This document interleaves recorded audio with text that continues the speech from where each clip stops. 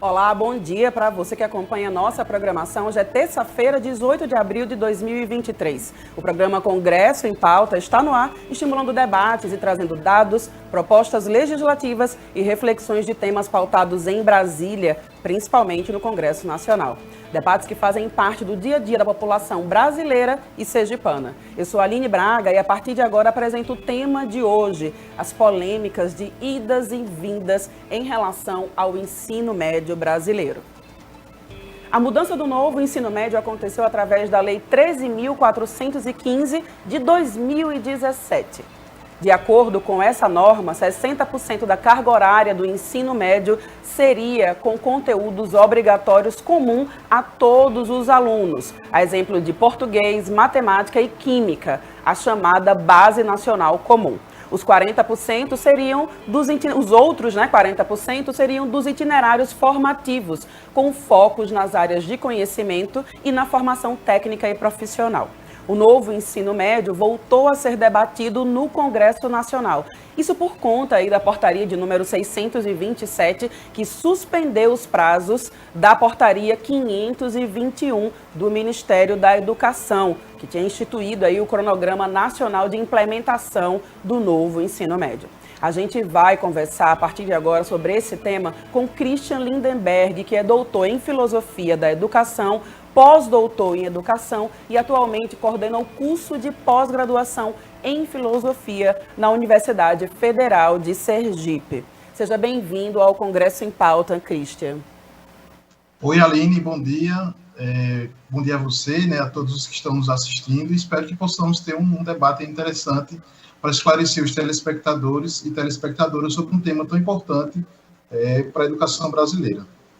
Exatamente, Christian. A gente tem visto assistido, diversas reclamações, os estudantes já se manifestaram em diversos momentos, a categoria de professores tem também, o seu posicionamento, mas não há consenso em relação ao que deve ser feito, Acho que a gente pode pontuar aqui algumas coisas para ajudar a destrinchar esse debate. Para a gente começar, Christian, a atual situação dos alunos, e de todos que fazem parte dessa rede de ensino é de incertezas. Essa revogação do ensino médio de 60 dias, aconteceu, e depois a gente quer saber o seguinte: como é que vai ficar? Qual a análise que você faz em relação a essas incertezas? Bom, Aline, a sua pergunta é bastante pertinente porque eu tenho participado de debates em outros estados de forma virtual e esse é o tema que mais aparece, digamos assim, nessas discussões. O novo ensino médio, como você bem pontuou, ele modifica significativamente a estrutura do currículo do ensino médio. Então, nós que estudamos há um determinado tempo, aquele currículo ele não existe mais. Ele, a partir da Lei 13.415, como você bem pontuou, foi totalmente alterado nos moldes assinalados por você. Além disso, Aline, acho que é bom registrar também que essa Lei 13.415 estipulou uma política de fomento à implementação de escolas em tempo integral. Ou seja, se antigamente você estudava o ensino médio em 4, 5 horas por dia, hoje essa carga horária diária foi ampliada, o que trará impactos também na ampliação da carga horária destinada aos estudos. Porém, Aline, e essa é a grande questão em pauta, e aí já entrando na sua pergunta, diferentemente do que eu vou chamar aqui de antigo ensino médio, por efeitos didáticos, para o nosso telespectador entender melhor, o novo ensino médio não tem disciplinas, com exceção de português e matemática.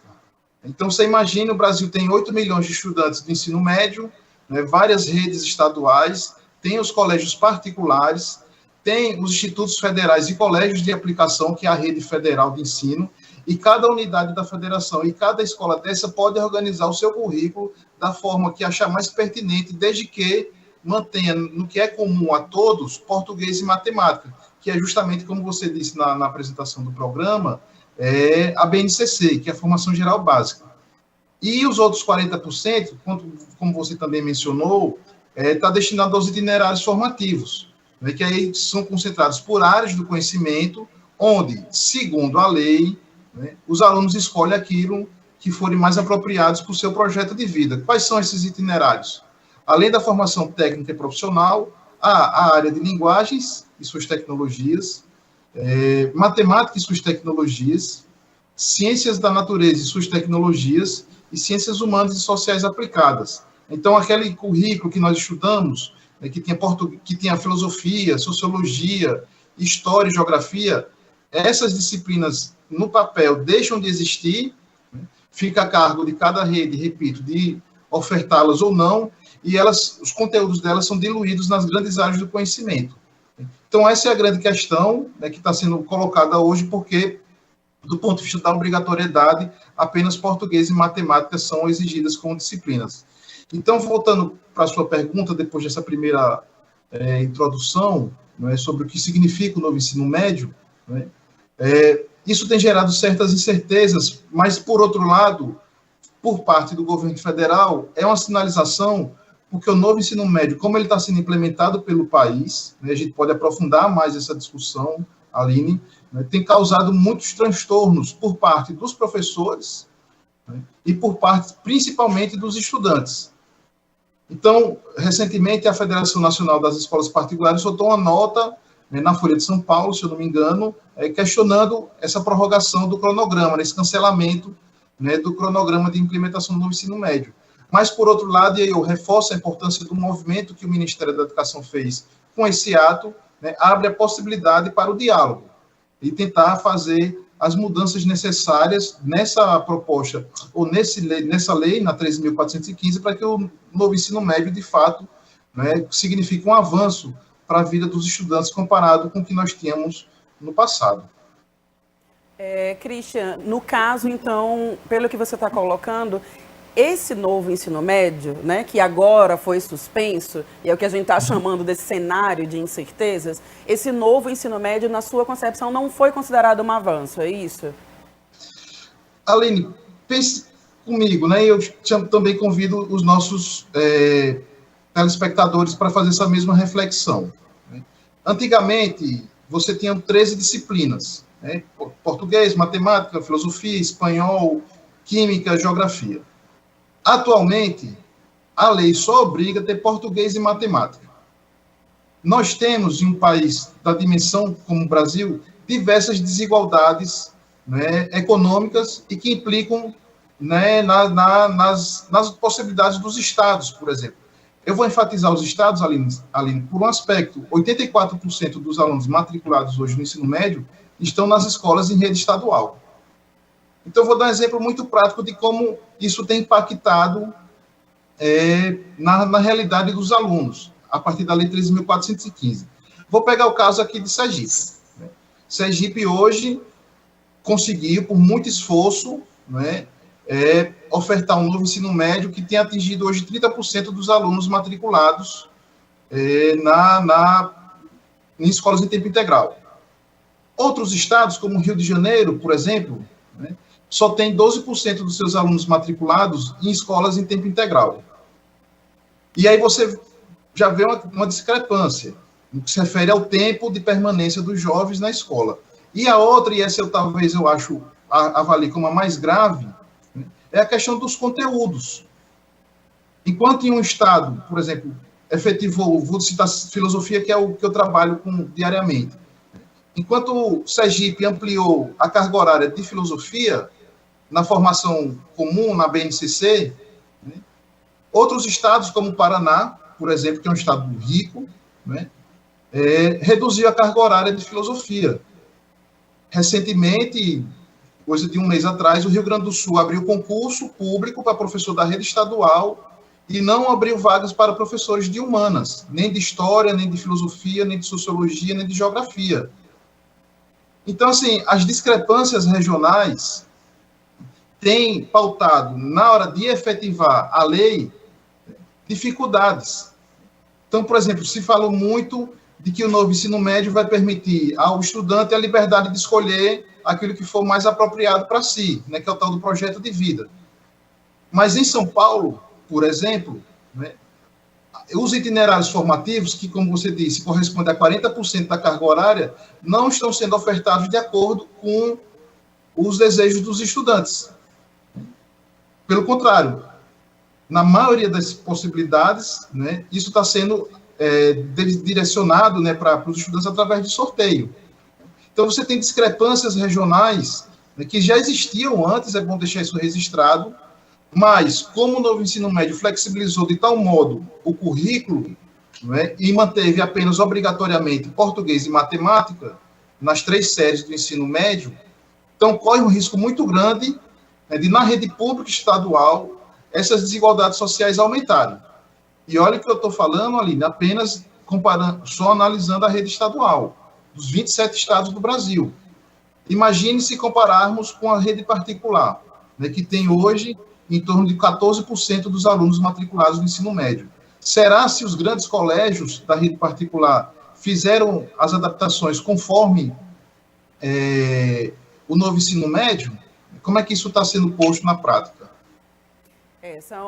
Esse tema, ele traz muitas questões que precisam ser analisadas, né? E isso vai para a nossa próxima pergunta, porque a gente tem um corpo docente, um corpo discente, a estrutura da escola, que não é só o prédio físico, requer também tecnologias, equipamentos de laboratórios, etc., né? E dá para se pensar o que é que precisa ser priorizado, né? Quando se for pensar aí numa dinâmica de ensino médio, para que não volte a ter uma estrutura ineficiente como o que está acontecendo agora? Olha, Aline, a gente tem alguns parâmetros no ensino médio brasileiro que podem servir como modelo, né? E claro que modelo não implica dizer que seja algo posto em prática na base da força, né? Isso tudo precisa ser pactuado, precisa ser dialogado, principalmente envolvendo os professores e estudantes, né, do ensino médio, que é a rede federal de ensino. Nós temos aqui em Sergipe o caso dos institutos federais, e eu falo com muita tranquilidade porque eu sou egresso, né, de um instituto federal. No Instituto Federal, você tem à disposição dos seus alunos, né, matriculados no ensino médio, a formação propedêutica, então você tem todas as disciplinas obrigatórias, inclusive espanhol, né, português, né, física, etc., né, e estou enfatizando espanhol, né, porque espanhol tinha virado lei obrigatória, e o novo ensino médio desobrigou o ensino de espanhol. Hoje é proibido ensinar espanhol no currículo oficial dos estados. Nos institutos federais, nós temos também os cursos técnicos, né, que é um modelo do ensino médio integrado, como eles gostam de afirmar, como aparece, e o egresso dos institutos federais, né, ou eles optam em seguir a carreira profissional, do qual eles foram habilitados ao longo do ensino médio, ou eles podem prosseguir seus estudos no ensino superior, seja no próprio Instituto Federal, que oferta cursos de nível superior, de graduação, de licenciatura, bacharelado e tecnológicos, ou na universidade.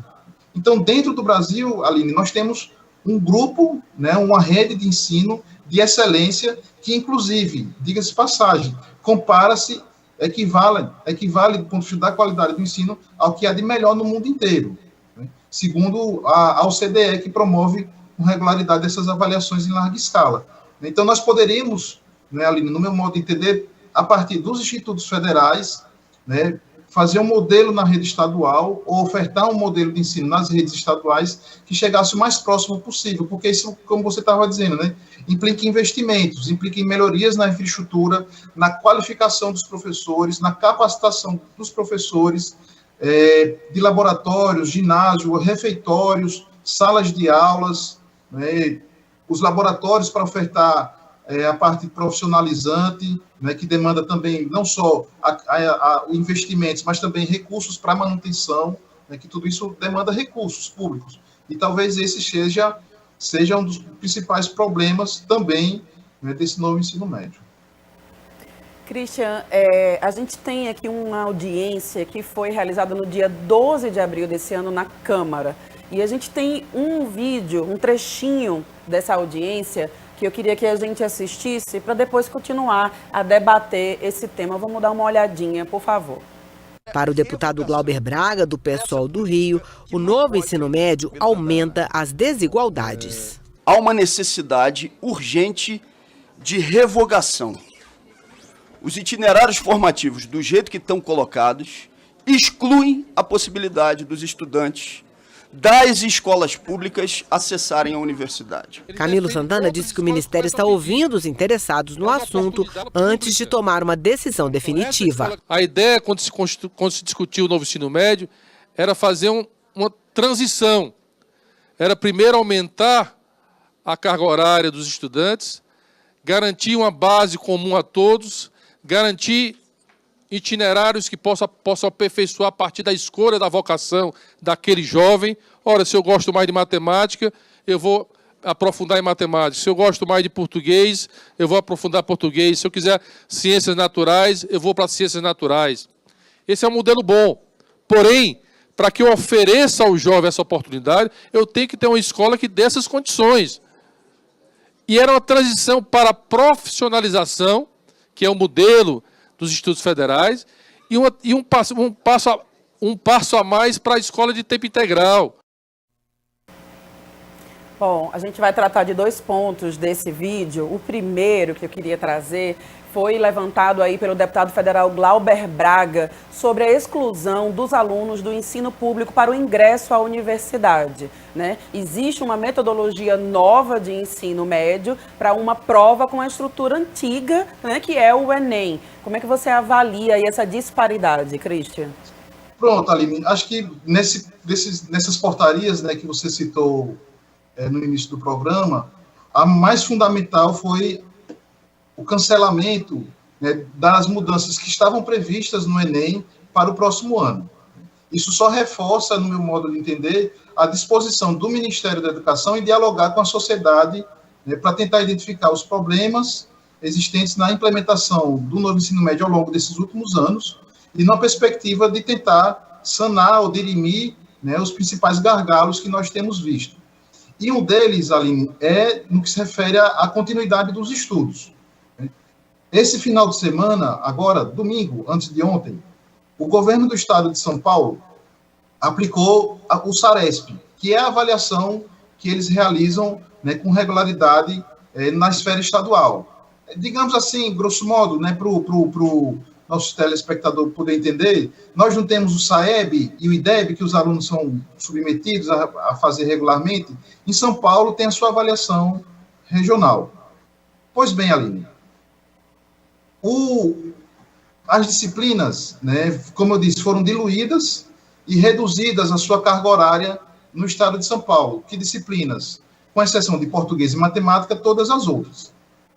Só que na prova, essa realizada, repito, esse final de semana, pelo governo de São Paulo, em São Paulo, os conteúdos dessas disciplinas que tiveram a carga horária reduzida foram diluídas e que em algumas situações não tem professor para ministrá-las, os conteúdos dessas disciplinas foram cobrados na avaliação. O que é que os meus colegas de São Paulo estavam dizendo? Estavam dizendo que, consequentemente, se você faz uma prova e não cai na prova aquilo que você não estudou, você vai errar. Consequentemente, a sua nota, o seu rendimento vai ser, né, baixo. Né? Então, eles estão avaliando o que vai acontecer isso em São Paulo. Por que eu estou trazendo esse exemplo prático para o telespectador e telespectador entender? Que, muito provavelmente, a depender de como o formato do Enem se configure, isso vai acontecer também no Enem.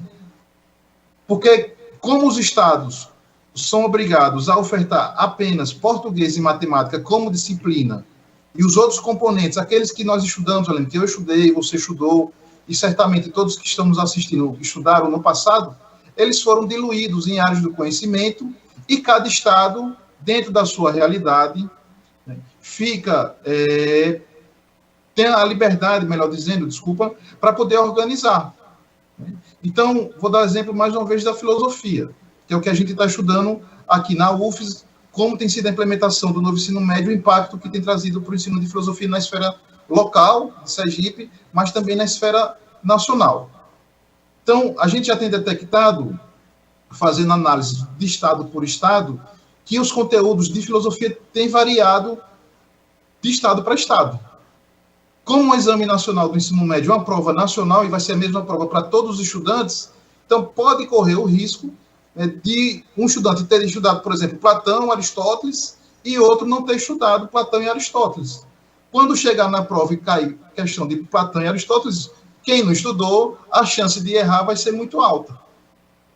Então, você imagina isso numa escala, né, nacional, né, de muitas disciplinas, né, de muitos componentes curriculares, de muitas habilidades e competências que estão sendo requeridas para os alunos, e provavelmente os estados não conseguirão, por questões, né, estruturais, falta de professores, etc. e tal, implementar. Então, como o deputado Glauber disse, há uma perspectiva muito grande de aumentar, e eu concordo, né, até porque eu já disse isso antes, as desigualdades educacionais em nosso país e impossibilitar o prosseguimento dos estudos por parte dos jovens que almejarem ingressar no ensino superior. Isso é algo que vai acontecer, caso não haja uma modificação substancial na estrutura curricular do novo ensino médio.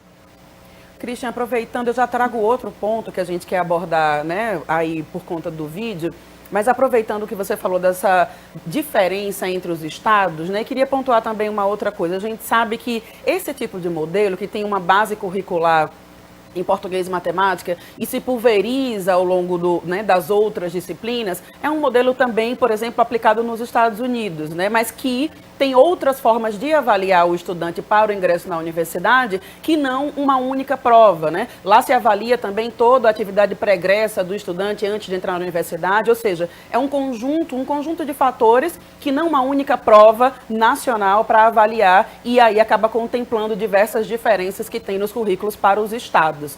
E aí, pensando nessas diferenças também, eu fico me perguntando, se você tem uma história do estado de Sergipe, por exemplo, que dificilmente consegue entrar no currículo porque tem que cumprir uma carga horária, os temas do Enem, etc., como é que fica o estudo de cada estado, da história de cada estado, por exemplo, dentro do novo ensino médio? É contemplado? Não é? Deveria ser mais adiante?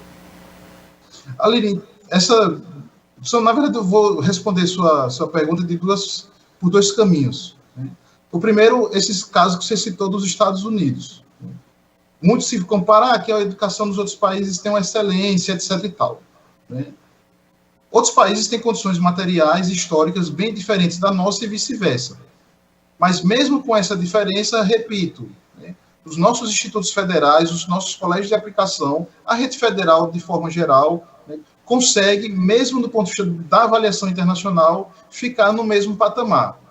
E no caso específico dos Estados Unidos, nas últimas campanhas presidenciais, essa de John Biden e a que Donald Trump foram eleitos, né, um dos temas principais do debate dele foi justamente reformar a reforma do ensino médio que eles fizeram, porque eles perceberam que lá nos Estados Unidos, e tem estudos para isso, né, as mudanças que eles fizeram, né, foram fracassadas, né, aumentou as desigualdades sociais. Portugal, que é outro exemplo de país que tem sido citado, né, nos debates educacionais em nosso país, né, agora em janeiro, no início desse ano, teve greve dos professores com apoio dos estudantes, justamente para mudar a estrutura do currículo deles. Por quê? Porque fizeram algo similar ao que o Brasil fez, né, e eles perceberam que o caminho não foi bom, o resultado não foi bom.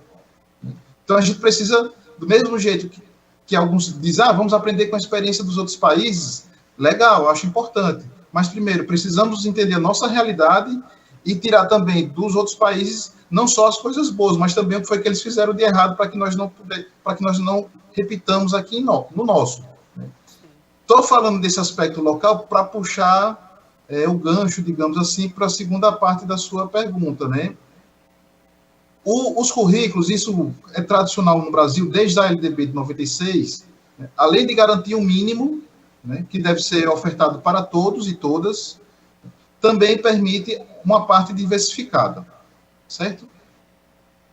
As avaliações em larga escala, como o Enem, como o SAEB, elas não consideram essa parte diversificada, né? Elas analisam e avaliam única e exclusivamente o que é comum a todos no país.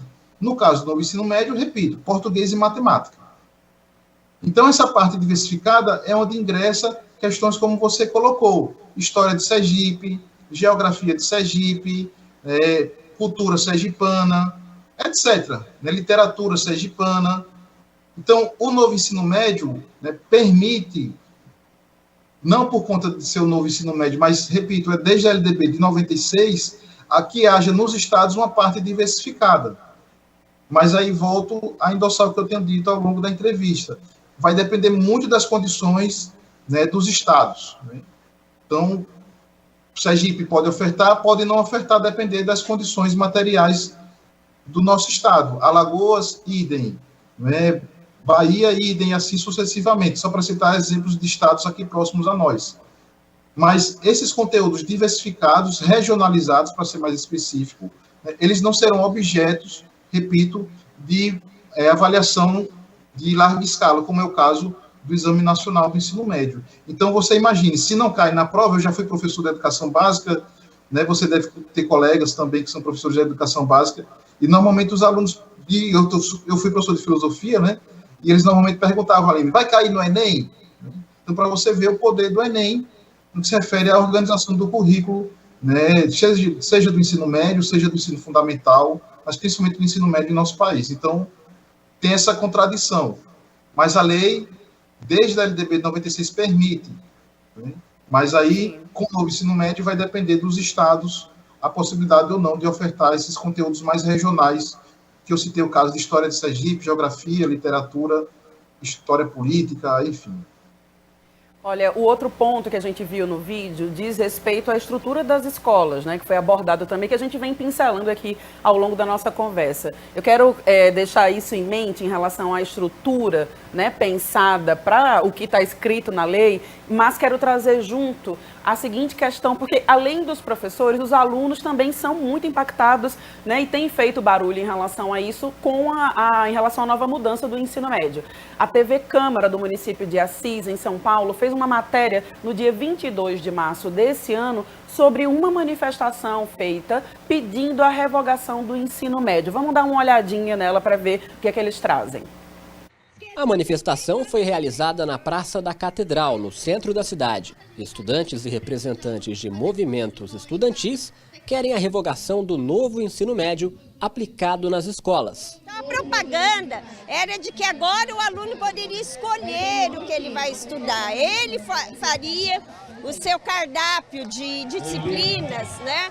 Mas o que acontece, na verdade, é que as disciplinas básicas que vão prepará-lo para o mercado de trabalho, que vão prepará-lo para o Enem, para vestibular, foram retiradas, enxugadas, diminuídas e no lugar delas uns projetos que não fazem sentido. O Homerson é aluno do 3º ano do ensino médio. Para ele e seus colegas, esse novo ensino de educação é prejudicial para entrar em uma faculdade. Eu, por exemplo, no meu 3º ano, que deveria estar sendo preparado para vestibular, eu não tenho aula de história, eu não tenho aula de sociologia, eu não tenho aula de filosofia, eu não tenho aula de química, eu não tenho aula de física, eu não tenho aula de biologia. Eu tenho matemática, 2 aulas na semana, português, 2 aulas na semana. Isso não é o suficiente para um aluno de escola pública ocupar o seu espaço numa faculdade pública. Tá aí a gente ouvindo um estudante, né, que em breve vai fazer a prova do Enem. A gente teve a implementação de um novo Enem e agora a gente tem a suspensão. Esses alunos tiveram prejuízos aí no ensino, né, em algumas disciplinas, como ele disse. Esse tempo aí de prejuízo prejudica os alunos? Acredito que sim, mas queria a sua reflexão aí em relação a isso. Não só vai prejudicar, como já está prejudicando, Aline. Porque o currículo do ensino médio, como mencionei, ele flexibilizou de tal modo, com exceção de português e matemática, que tudo pode ser ensinado. E eu costumo dizer, Aline, que quando tudo é possível, nada faz parte desse tudo. Parece até uma brincadeira, mas é isso que tem acontecido na prática. A Folha de São Paulo, né, que tem o Instituto Datafolha, né, vinculado a ela, fez uma pesquisa recentemente analisando os itinerários formativos, que são aqueles 40% da carga horária que você mencionou no início do programa. Pois bem, Aline, tem estados, que é o caso do Distrito Federal, que na proposta deles do novo ensino médio, possibilita ou cogita ofertar 600 e poucos itinerários formativos, conteúdos para os itinerários formativos. O estado do Piauí, que está no outro extremo, né, segundo a matéria, oferta 7. Então, você vê a discrepância na prática de como isso vai acontecer nos estados, né, reforçando o principal motivo, né, que os defensores da revogação têm sustentado, que é o aumento da desigualdade educacional e, consequentemente, a desigualdade social.